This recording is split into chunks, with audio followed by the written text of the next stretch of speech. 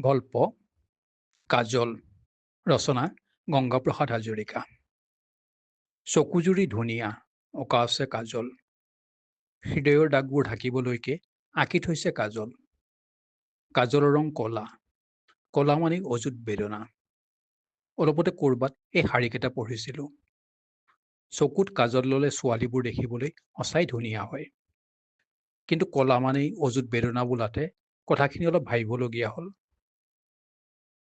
মানুহগৰাকীয়ে আগেয়ে সদায় কাজল লৈছিল বৰ সুন্দৰ সাজ পোছাক পিন্ধিছিল মনটো সুন্দৰ কৰিবলৈ মানুহক বহুত টকা পইচা নালাগে বহুত শিক্ষাও নালাগে ভাৱনাবোৰ সুন্দৰ হ'লে একো অভাৱেই মানুহক চুব নোৱাৰে সাজ পোছাকখিনি দামীও হ'ব নালাগে তাকে অলপ ভালকৈ কৰিলে তেনে মানুহ সকলোৰে চকুত পৰে আচলতে মনৰ সৌন্দৰ্যইহে পৃথিৱীখন সুন্দৰ কৰে তেখেত এখন সৰু গাঁৱৰ সৰু মানুহৰ পত্নী পঢ়াত ভাল আছিল যদিও পঢ়া শুনা বেছি কৰা নহ'ল আৰ্থিক দৈন্যতা বিয়াৰ পিছতে মাক দেউতাক ঢুকাল পতি সেনাবাহিনীৰ জোৱান একেৰাহে ঘূৰি ফুৰিব লাগে একমাত্ৰ ছোৱালী বন্দনা এতিয়া কলেজত পঢ়ি আছে যোৱা বছৰ তাইৰ দেউতাক ঝাৰখণ্ডত মাওবাৰীৰ গুলীত ঢুকাল যিয়েই নহওক দেউতাকে সিহঁতৰ বাবে সৰু হ'লেও গাঁৱত ভালকৈ থাকিব পৰাকৈ ঘৰ এটা সাজি থৈ গৈছিল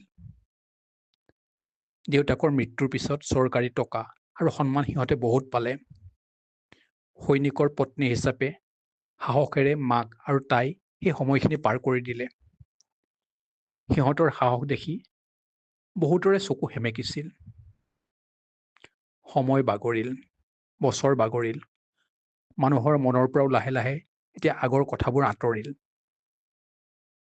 সিহঁত এতিয়া সাধাৰণ মানুহ বন্দিতা এগৰাকী বিধৱা নাৰী বন্দনা এগৰাকী বিধৱাৰ সন্তান সেয়ে সিহঁতৰ সামাজিক স্বীকৃতি বন্দনাই ঘৰৰ পৰা অলপ আঁতৰৰ কলেজত হোষ্টেলত থাকি পঢ়ে বন্ধ পালে ঘৰলৈ আহি মাকক সংগ দিয়ে মাকৰ বাবেহে ঘৰত অকলে থকা সময়খিনি বৰ কষ্টকৰ হয়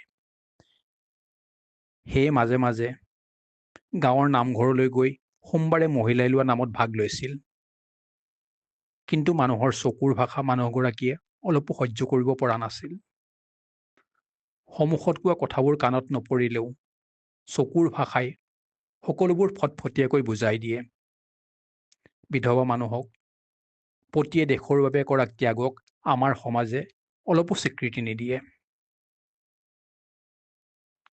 মানুহগৰাকী আগতে চকুত কাজল লৈছিল পৰিপাটিকৈ থাকিছিল দেখনীয়াৰ আছিল সেইবাবে সকলোৰে চকুত পৰিছিল ছোৱালীৰ বয়সনো এতিয়া কিমান হৈছে তাই যোৱা বছৰ কলেজলৈ গৈছেহে মানুহগৰাকীৰ বয়স এতিয়া খুব বেছি হ'লে ৩৫ পাৰ হৈছে সেয়ে এবাৰ ভাবিছিল সময় থাকোঁতে কাৰোবাৰ লগত আকৌ এবাৰ বিয়াত বহিব কিন্তু এনে সিদ্ধান্ত ল'লে নতুনকৈ দুটা সমস্যাই দেখা দিব পাৰে ছোৱালীজনী স্বীকৃতি পাবনে হাতত থকা টকাকেইটা হাত কৰি নতুন মানুহজনে সিহঁতক লেং মাৰি যদি আঁতৰি যায় তেতিয়া নাই তেনেকুৱা আত্মঘাতী সিদ্ধান্ত কেতিয়াও ল'ব নোৱাৰি ভুল সিদ্ধান্তই চিৰকালৰ বাবে ভিক্ষাৰী কৰি পেলাব পাৰে এগৰাকী বিধৱাক কোনে গুৰুত্ব দিব বন্দনাৰ লগৰ তাইতকৈ অলপ সৰু ছোৱালীবোৰ কেতিয়াবা সিহঁতৰ ঘৰলৈ আহে মাকৰ লগত কথা পাতে হাঁহি ধেমালি কৰি খেলে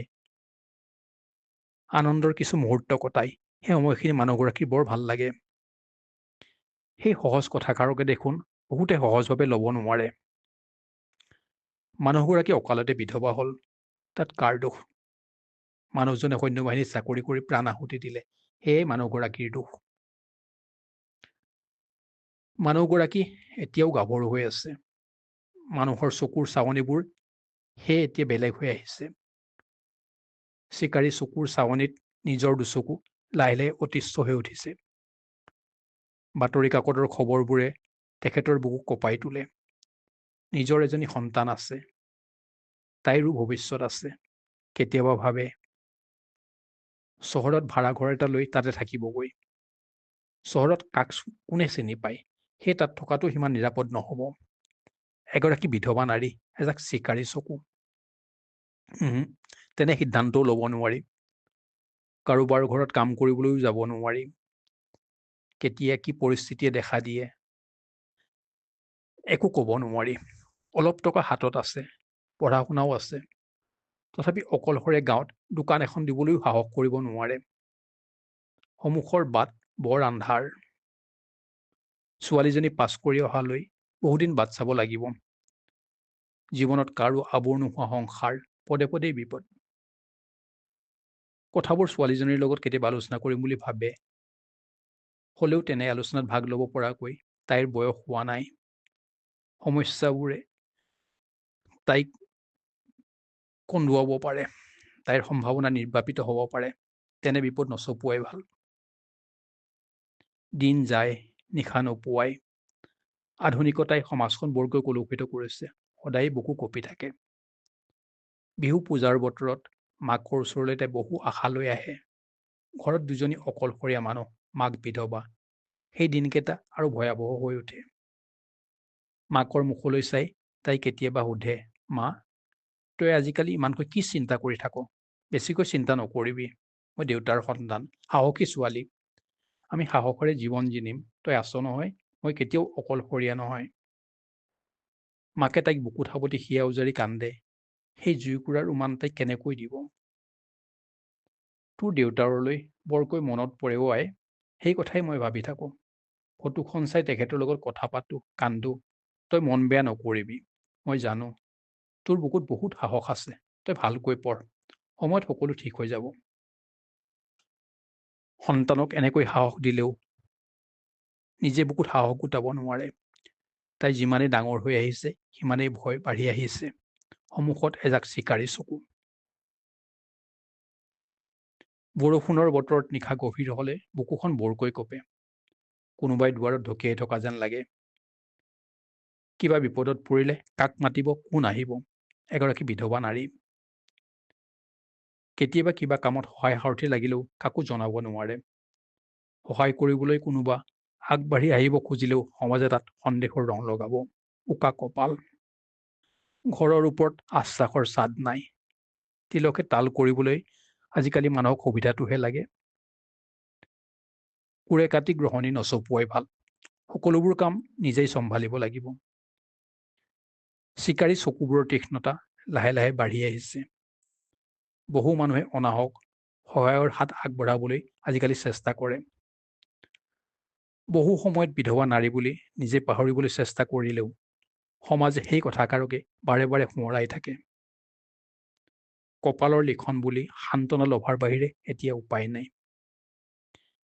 বিধৱা শব্দটোক সাৰথি কৰি পাৰ্যমানে সকলোৰে পৰা আঁতৰি থকাই ভাল।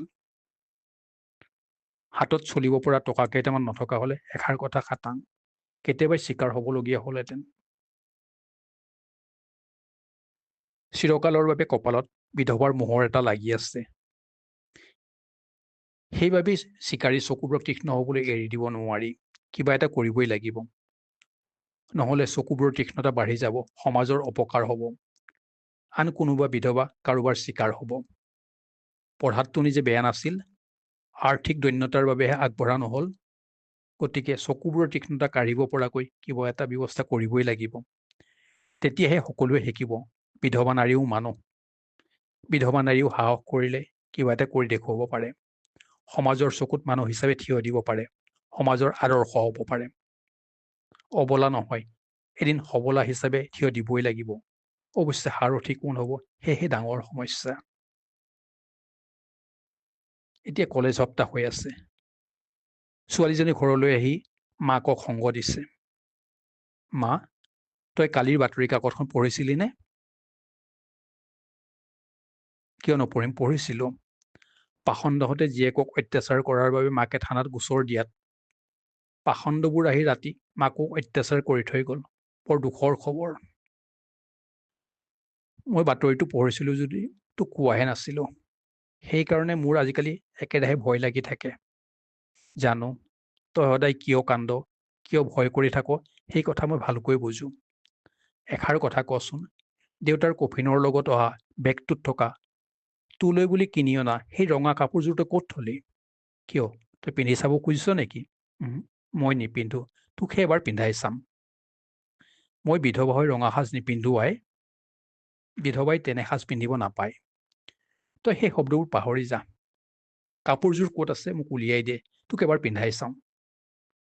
সেইযোৰ তাতে আছে, কালি মই এবাৰ পিন্ধি চাইছিলোঁ। সেইযোৰ দেউতাৰ থাকোঁতে এবাৰো পিন্ধাই নহ'ল অ'। কথাষাৰ মই ভাবিহে আছিলোঁ, চাচোন একে সময়তে তোৰো কাপোৰযোৰ এবাৰ পিন্ধি চাবলৈ মন গ'ল। দেউতাই ওপৰৰ পৰা আমাক চাই আছে, সদায় চাই থাকিব। আনচোন আন, তই কাপোৰযোৰ আন, তোক এবাৰ পিন্ধাই চাওঁ। দেউতাই দেখি বৰ ভাল পাব। দেউতাৰ আত্মা শান্তি পাব। নালাগে আই, এজনী বিধৱাই তেনেকুৱা কাপোৰ পিন্ধি মই কলৈ ওলাম? সকলোৱে মোৰ মুখত থুৱাব। চাওঁচোন কাৰ সাহস আছে তোৰ গাত থুৱাবলৈ। কাপোৰযোৰটোক এবাৰ পিন্ধাই চাওঁ। মই অসম ৰাজ্যিক গ্ৰামীণ জীৱিকা অভিযানৰ ৰৌজী মেডামৰ লগত কথা পাতি আহিছোঁ। সোনকালে তহঁতে গাঁৱত 10জনী মহিলাৰ এটা আত্মসহায়ক গোট খুলি ল। বাকীখিনি প্ৰশিক্ষণ তেখেতসকলে দিব। চৰকাৰে আজিকালি কনকলতা মহিলা সবলীকৰণ আঁচনিৰ জৰিয়তে 5 লাখ টকালৈকে মহিলা গোটক সহায় আগবঢ়ায়। তোৰ পঢ়া শুনা আছে, তই আনক সহায় কৰিব পাৰিবি। সন্মুখৰ পৰা নেতৃত্ব দি সমাজৰ আদৰ্শ হবি। চাবি, বিধৱা বুলি তোৰ গাত থুৱাবলৈ নহয়, আনবোৰ মহিলাই তোৰ ওচৰত সহায় বিচাৰিহে আহিব। এতিয়া দেউতা নাথাকিব পাৰে, হ'লেও তই মোৰ আগৰ সেই মাজনী হৈ পৰিবি। চকুত কাজল ল'লে মই তোক বৰ ভাল দেখোঁ অ' মা।